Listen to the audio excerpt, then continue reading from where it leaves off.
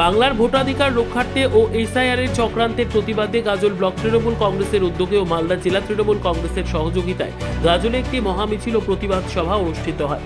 SIR নিয়ে ষড়যন্ত্র এবং বাংলা ভাষায় কথা বলা বাঙালিদের প্রতি বিজেপির বিদ্বেষ সহ একাধিক অভিযোগ তুলে বুধবার সন্ধ্যায় গাজল ব্লক তৃণমূল কংগ্রেসের পক্ষ থেকে এক মহামিছিল অনুষ্ঠিত হয় ও সভা করা হয়। মিছিলটি গাজলের 2 নম্বর গ্রাম পঞ্চায়েত এলাকার একটি ফুটবল ময়দান থেকে বেরিয়ে 81 নম্বর জাতীয় সড়ক পরিক্রমা করে কদুবাড়ি মোড়ে তাদের সভাস্থলে এসে শেষ হয়। কদুবাড়ি মোড় এলাকায় বেসরকারি লজ প্রাঙ্গণে প্রতিবাদ সভা করা হয়।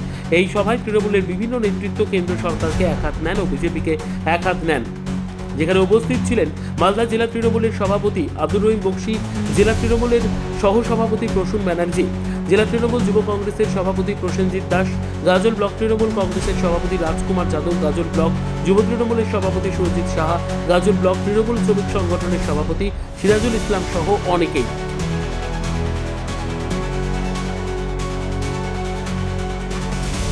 আমি মমতা ব্যানার্জির সৈনিক আছি, যে মমতা ব্যানার্জির মাথার রক্ত ঝরিয়ে শরীরে হাড় ভাঙিয়ে 34 বছরের ক্ষমতাসীন মানুষ মারা বামপন্থী সরকারকে সরিয়ে পশ্চিমবঙ্গের মানুষের আশীর্বাদ নিয়ে এখানে ক্ষমতায় এসছে।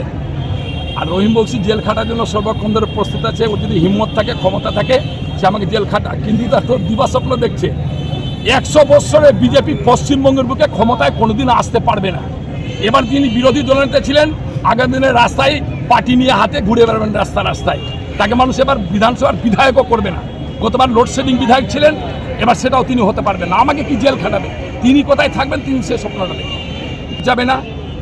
আজকে মহামিছিলের মধ্যে দিয়ে আপনারা দেখেছেন যে গাজলে যে মিছিলটা আমাদের রয়েছে ঐতিহাসিক মহামিছিল। এই মিছিলের মধ্যে দিয়ে মানুষ আমাদের সাথে এসছেন। মমতা ব্যানার্জি, অভিষেক ব্যানার্জি আমাদের মাথার উপরে আছেন। একটা লোকের নাম আমরা কাটতে দিব না। একটা লোকের নাম, বৈধ নাম যদি বাদ যায়, তার বিরুদ্ধে তৃণমূল কংগ্রেস, মালদা জেলা কমিটি, গাজল ব্লক কমিটি। ব্যুরো রিপোর্ট, উত্তর বাংলা সংবাদ।